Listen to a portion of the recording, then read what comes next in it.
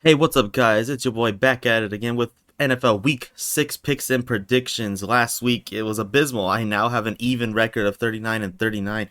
This year is easily my worst year as far as predictions go. I mean, it's my first year recording, but I'm usually way better than this. I usually was averaging, like, what, at least 9 and 7 or 10 and 6. But you know what? This week doesn't have as many tough matchups. I think we can easily get behind it and get the ball rolling again. So let's just get straight into it. Thursday Night Football with a divisional matchup at the Niners at the Seahawks. I don't know what to say about either teams. I know the Niners lost their kicker last game, so they can blame that on the loss. But you know what? They are 0-2 versus divisional opponents, and the Seahawks just sucked ass defensively against the Giants, giving up a kick six, which is always funny, and letting Daniel Jones just cook them up.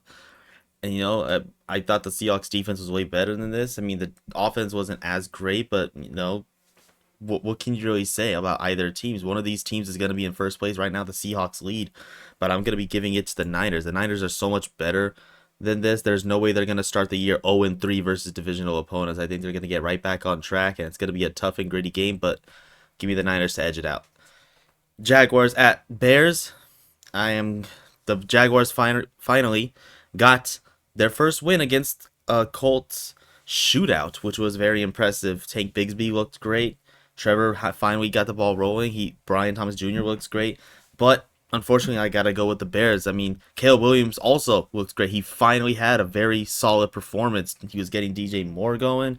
The Bears defense continues to be its best attribute, and I think they're gonna slow down Brian Thomas Jr. and Tank Bigsby and Travis Etienne.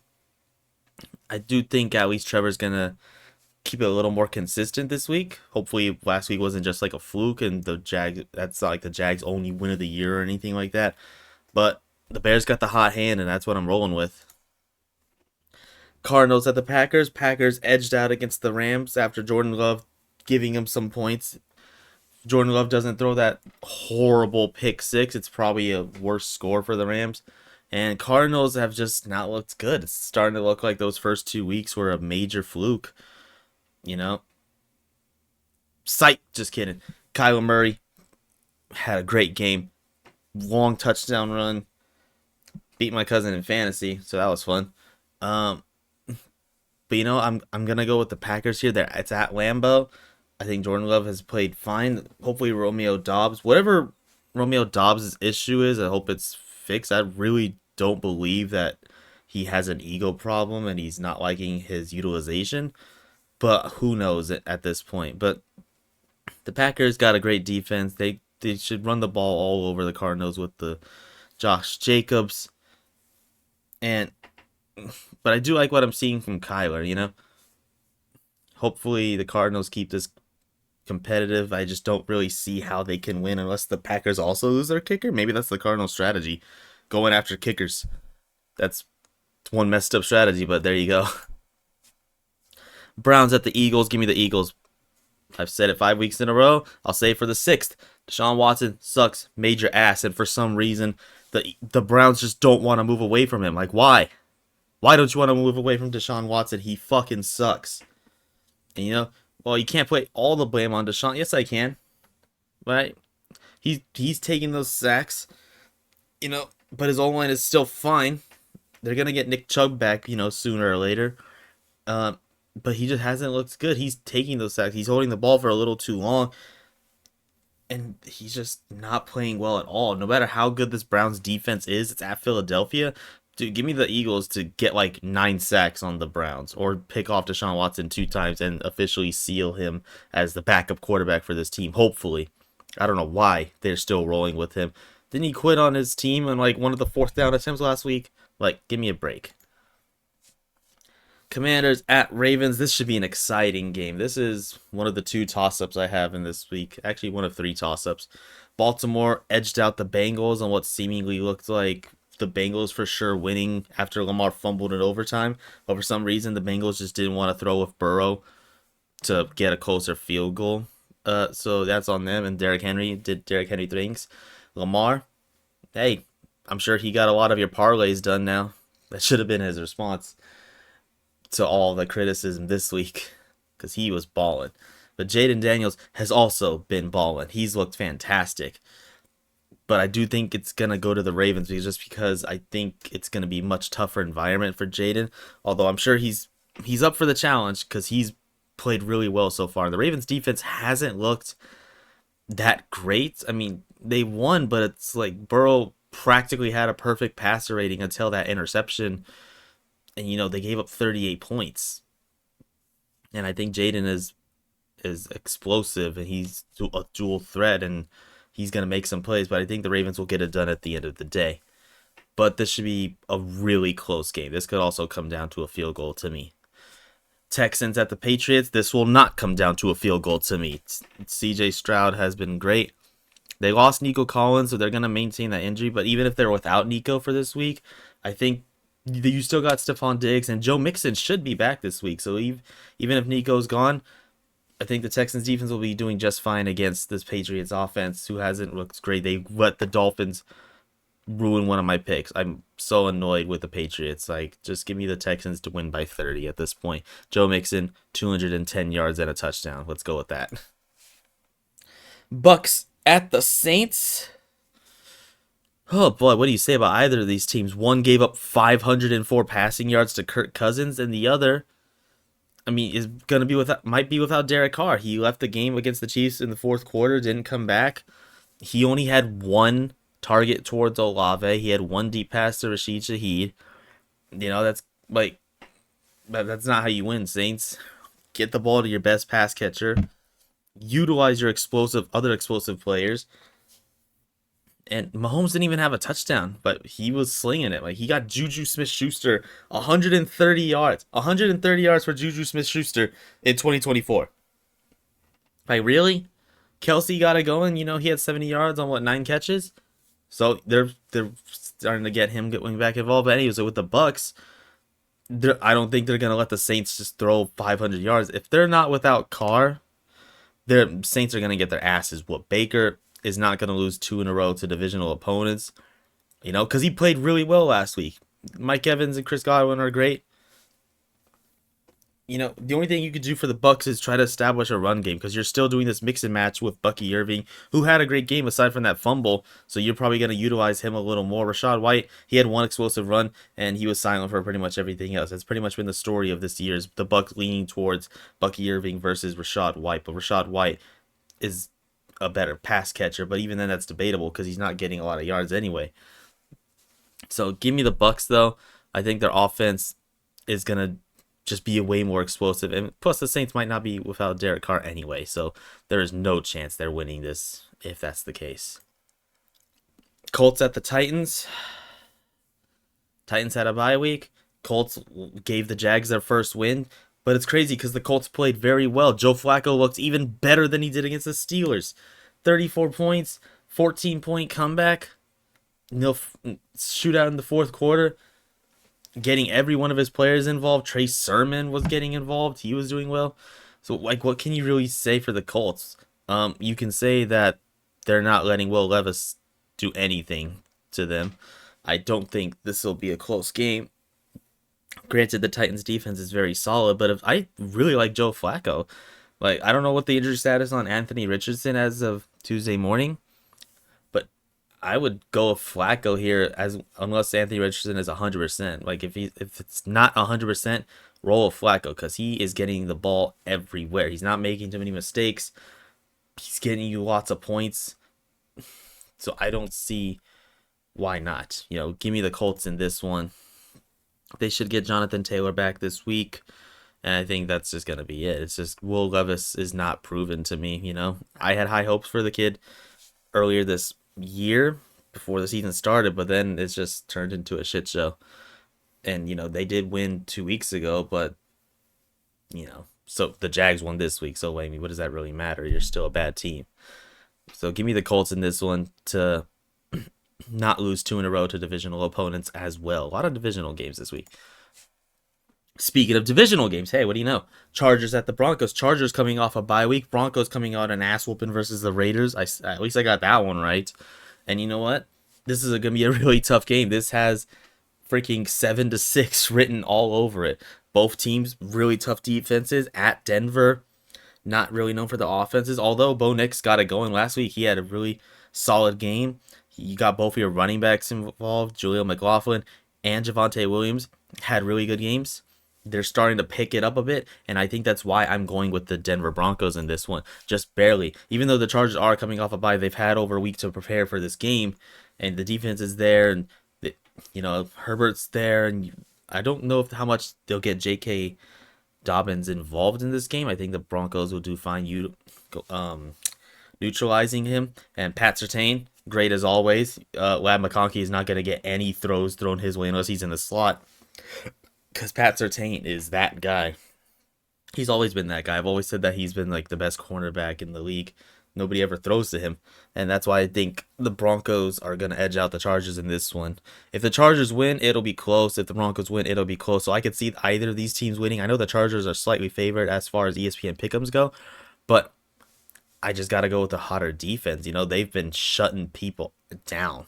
They're no joke. And if Bo Nix can continue to get better and make mistake-free football and just let his running backs do what they do, the Chargers' run defense is still okay, but they got two running backs who can do just enough against them that I think the Broncos are going to edge them out.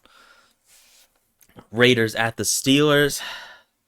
Steelers had plenty of opportunities to beat the Cowboys, and the Raiders just got whooped by the Broncos. And I know the Raiders and Steelers have a weird history when it comes to matchups. The Raiders have beaten the Steelers more recently than the other way around, but I don't see that scenario continuing through here. I'm going to go with Pittsburgh to not lose 3 in a row. If Pittsburgh loses 3 in a row, that'll be insane, because you start off all the hot streak, defense pushing through, holding opponents to like 10 points a game, and now you just let up a Colts 27 points, and you let Dallas somehow ease their way back. And granted, that's more of Fields' issue, because the defense did just fine. They forced 3 turnovers, all 3 in the red zone, by the way. They forced all 3 of Dak's interceptions and lost fumble in the red zone, and they still couldn't win.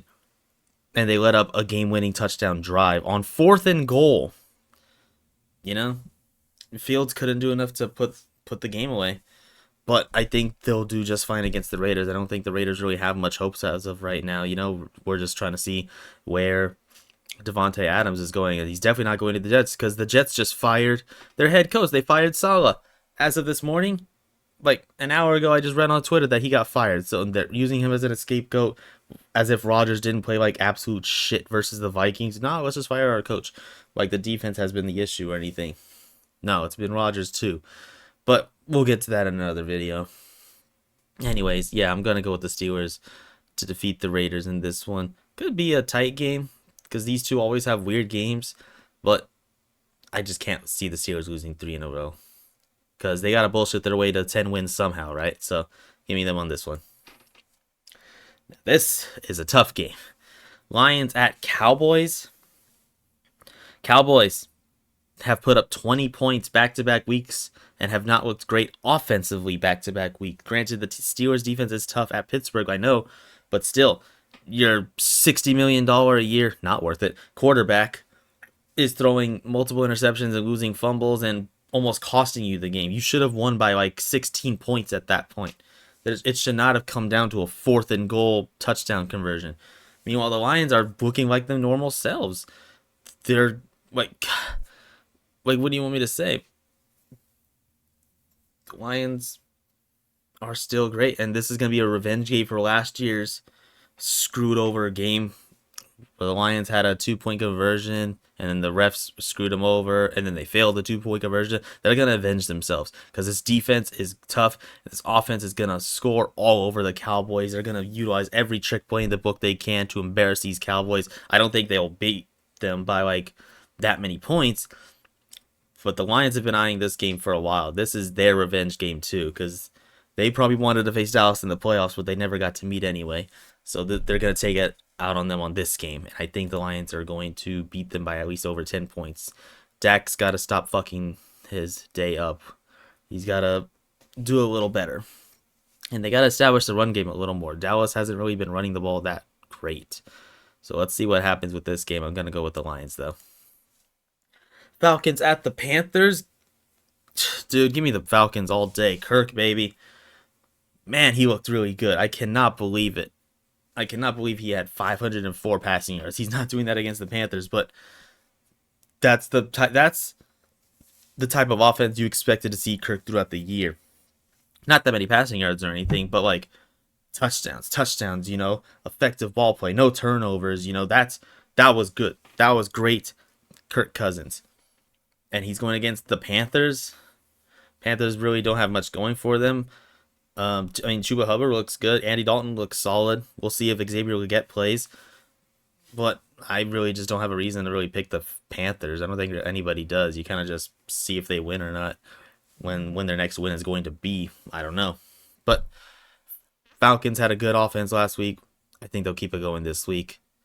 Um, yeah, go Falcons. Oh, fucking Christ. Bengals at the Giants. Giants upset the Seahawks. Bengals, I picked you to win last week, and this is what you do?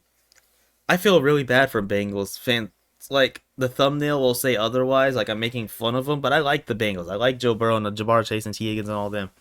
Like, someone tell me now, has a quarterback ever been on pace to throw for 40 touchdowns and 7 interceptions, lead the league in completion percentage, and have a losing record? Not only not make the playoffs, but have a losing record or not even win 5 games? Because that's what the Bengals are on pace for. Joe Burrow is leading the league in completion percentage, touchdowns, what has only 2 interceptions thrown. Jamar Chase, 5 touchdowns, is on pace for a 1,600-yard year. And the Bengals are 1-4. They are on pace for a 4-win season with these kind of guys. Like, that's insane.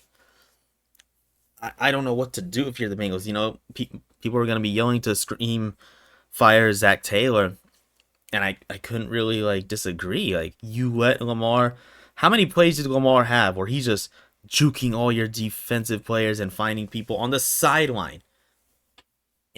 That one touchdown where he just threw a toss-up ball to Isaiah Likely and he just came down with it. There was no reason for that. I know people are going to also try to put some blame on Joe Burrow for that late-game interception. But you know what? Even if he doesn't throw an interception and they come away with a field goal, Ravens would have had a chance to score a touchdown. I honestly think they would have done anyway because they weren't stopping Lamar, minus the late overtime fumble, which you icing your own kicker is fucking stupid. Why not have Burrow find Chase? He's been doing it all game. Why not have Burrow find T. Higgins or Chase Brown? Anything. No, let's just give our kicker a shitty field position and let Derrick Henry finish us off. Yeah, good job, Bengals. With all that being said, though, I am going to pick them to win this game. I shouldn't pick the Bengals to win, but they got to win. They've lost all their games by 1 score. They've lost all their games by late game mistakes. They are like this year's Chargers. Like, you know how Chargers were always known for charging it and blowing leads that they shouldn't, or not being able to put games away? That's what the Bengals are doing this year. And it's insane because they're playing with MVP, at least statistically, MVP caliber quarterback play and great receiving play. I don't know.